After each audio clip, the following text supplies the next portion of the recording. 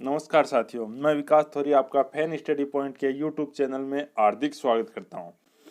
आज हम अधिगम की अगली श्रृंखला में पार्ट 4 में कोहलर का सूत्र तथा अंतर्दृष्टि का सिद्धांत पढ़ेंगे। तो शुरू करते हैं इसके बारे में। इसके प्रतिपादक कौन थे? वर्दिमर कोफ्ता और कोहलर। प्रयोगकर्ता कौन थे? कोहलर थे। प्रयोग किस पर किया? वनमानुष या सुल्तान? ये चिंपांजी था, बंदर था। सहयोगकर्ता कौन थे? कोफ्ता। प्रतिपादन कब किया? 1912 ईस्वी में। इसे संज्ञानात्मक क्षेत्र सिद्धांत भी कहा जाता है, क्योंकि इन सिद्धांतों में संज्ञान अथवा प्रत्यक्षीकरण का विशेष महत्व प्रदान किया जाता है। इसे गेस्टाल्टवाद का भी सिद्धांत कहा जाता है। यह प्रश्न आ जाए, गेस्टाल्टवाद का सिद्धांत किसे कहा जाता है? तो सूज का सिद्धांत या अंतर्दृष्टि के सिद्धांत को गेस्टाल्टवाद का सिद्धांत कहा जाता है। गेस्टाल्ट मनोविज्ञान के अनुसार जब हम वातावरण में किसी वस्तु का प्रत्यक्ष करते हैं तो हम उसकी आकृति, प्रतिमान और विन्यास के प्रति प्रतिक्रिया करते हैं, अर्थात उसके नवीन प्रतिमानों को देखकर उसको संगठित करते हैं, जिससे हमें एक सार्थक समग्रता का ज्ञान होता है। गेस्टाल्ट शब्द जर्मन भाषा का, यह भी प्रश्न आ सकता है, गेस्टाल्ट शब्द किस भाषा है? तो किस भाषा का है? जर्मन का, जिसका अर्थ है समग्रता अथवा संपूर्ण। इस सिद्धांत के प्रतिपादक वर्दिमर, कोहलर और कोफ्ता है, गेस्टाल्टवाद के। अंतर्दृष्टि सिद्धांत की व्याख्या कोहलर ने अपनी पुस्तक गेस्टाल्ट साइकोलॉजी में 1959 ईस्वी में की। गेस्टाल्ट सिद्धांत के अनुसार सीखना प्रयास व त्रुटि न होकर सूझ द्वारा होता है, सूझ से सीखा जाता है। सूझ का अभिप्राय है अचानक उत्पन्न होने वाले एक ऐसे विचार से जो किसी का समाधान कर दे। हमें सूझ अचानक होता है, ये काम ऐसे हो सकता है। सूझ द्वारा सीखने के अंतर्गत प्राणी परिस्थितियों का भली प्रकार से अवलोकन करता है, तत्पश्चात अपनी प्रतिक्रिया देता है। सूझ द्वारा सीखने के लिए बुद्धि की आवश्यकता होती है। इस प्रकार के अधिगम में मस्तिष्क का सर्वाधिक प्रयोग होता है। कोहलर का प्रयोग बताते हैं, क्या किया था चिंपांजी पर। कोहलर ने एक पिंजरे में सुल्तान नामक चिंपांजी को बंद कर दिया। पिंजरे में 2 छड़े इस प्रकार रख दिए कि उन्हें एक दूसरे में फंसाकर लंबा बनाया जा सकता है। पिंजरे बाहर केले उधर रखे थे। चिंपांजी केलों तक पहुंच नहीं सकता था। केलों को देखकर चिंपांजी उन्हें लेने का प्रयास करने लगा, किंतु बिना छड़ों की सहायता से प्राप्त नहीं करना कठिन था। ये एकाएक चिंपांजी दृष्टि छड़ों पर गई और उसने केलों और छड़ों के मध्य संबंध स्थापित कर लिया। उसने छड़ों को उठाया, अचानक दोनों छड़ों को उसने एक दूसरे में फंसाया और उन्हें लंबा कर लिया तथा उन छड़ियों की सहायता से केलों को अपनी ओर खींचकर प्राप्त कर लिया। इस प्रकार कोहलर ने चिंपांजी पर अनेक प्रयोग किए और निष्कर्ष निकाला कि जीव संपूर्ण वातावरण का प्रत्यक्षीकरण करता है, देखता है वातावरण को। इसके आधार पर उनमें सूझ उत्पन्न होती है। इससे वह अपनी समस्या समाधान करना सीख लेता है। अर्थात जब व्यक्ति के सामने जब कोई समस्या होती है तो उस समस्या का समाधान करने के लिए व्यक्ति के मस्तिष्क में एक नया विचार आता है, जिसके आधार पर व्यक्ति अपनी समस्या समाधान कर लेता है। यह नया विचार ही सूझ या अंतर्दृष्टि कहलाता है। शिक्षा में महत्व पढ़ेंगे कि अंतर्दृष्टि सिद्धांत का शिक्षा में महत्व है। पहला तो पाठ्यक्रम निर्माण में सहायक है। पूर्ण से अंश की ओर शिक्षण सूत्र इसी सिद्धांत की देन है। प्रश्न आ जाता है, पूर्ण से अंश की ओर कौन से सिद्धांत की देन है? तो अंतर्दृष्टि या सूझ का सिद्धांत की। ये सिद्धांत बालक में रटने की प्रवृत्ति का विरोध करता है। ये सूझ से सीखने की प्रवृत्ति का समर्थन करता है। समस्या पूर्ण रूप से प्रस्तुतिकरण करता है। विषय वस्तु का उचित ढंग व क्षमता के अनुसार प्रस्तुतिकरण करता है। कठिन विषय के लिए उपयोगी है। ये करो एंड करो क्या कहता है इस सिद्धांत के बारे में? कला, संगीत, साहित्य के लिए यह सिद्धांत बहुत ही उपयोगी माना जाता है। ड्राइवर का क्या है? लक्ष्य प्राप्ति में सहायक माना जाता है। ड्राइवर कहता है कि ड्राइवर चलता तो अपने लक्ष्य पहुंचने के लिए इस सिद्धांत को सहायक मानता है।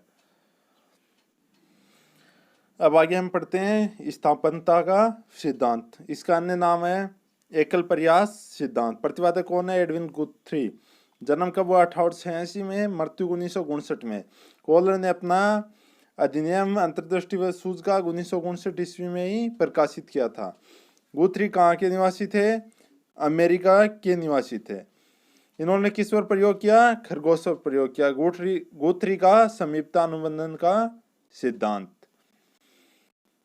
इस सिद्धांत के अनुसार उद्दीपक तथा अनुक्रिया बीच अनुबंध पुनर्बलन द्वारा नहीं बल्कि उद्दीपक व अनुक्रिया के बीच समीपता के आधार पर होता है, इसलिए इसे उद्दीपक अनुक्रिया समीप का सिद्धांत कहते हैं। जबकि उद्दीपक अनुक्रिया एसआर का सिद्धांत किसने दिया था? थॉर्नडाइक ने दिया था। उन्होंने माना था पहला उद्दीपक होना चाहिए फिर अनुक्रिया होनी चाहिए। इस सिद्धांत में उत्तेजना तथा अनुक्रिया मध्य संबंध स्थापित करने पर बल दिया जाता है। गुथ्री के अनुसार सीखना उद्दीपक व अनुक्रिया मध्य पुनर्बलन पर नहीं बल्कि समीपता के आधार पर होता है।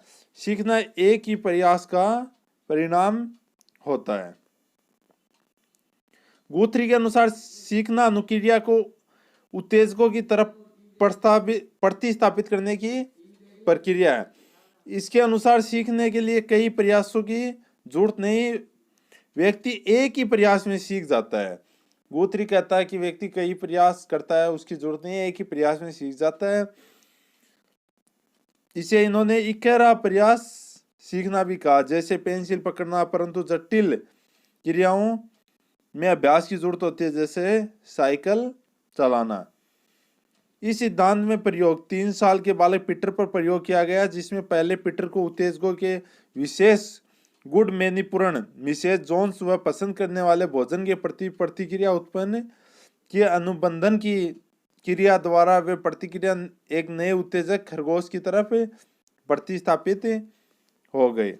अब समीपता सिद्धांत उद्दीपक अनुक्रिया बीच समीपता होने के कारण अनुबंध होता है।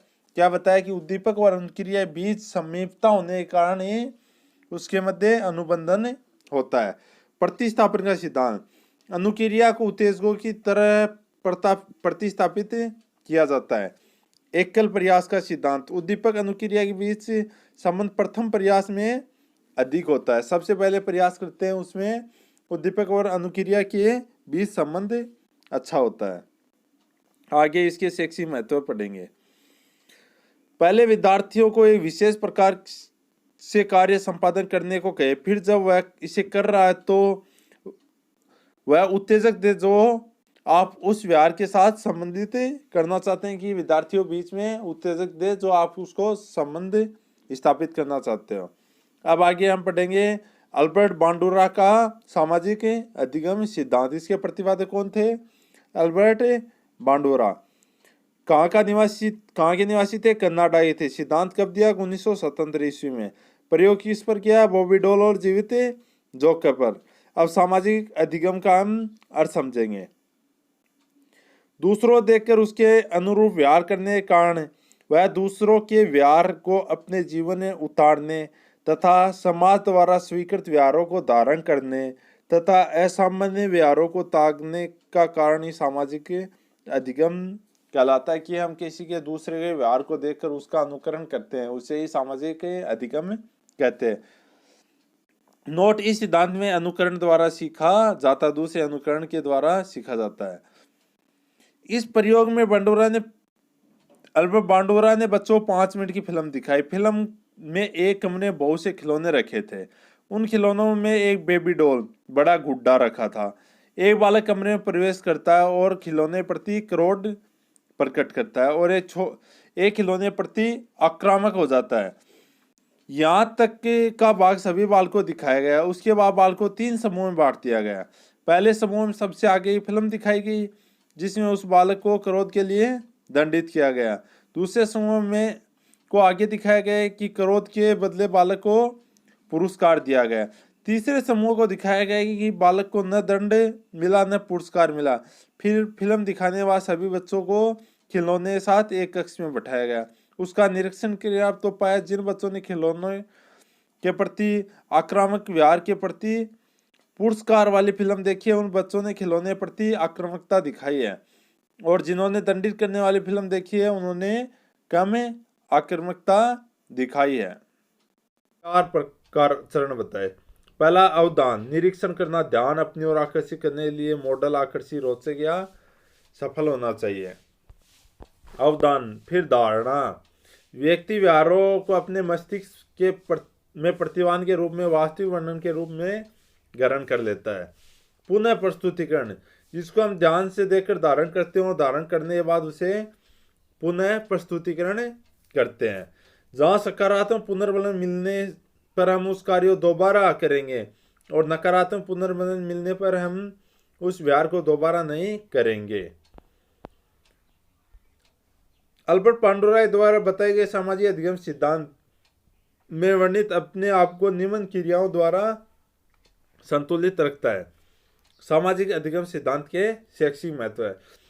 शिक्षक छात्रों के सामने आदर्श व्यवहार वाले मॉडल प्रस्तुत करे, बुरे व्यवहार उपस्थित न होने दे, स्व नियंत्रण की विधि को अपनाए।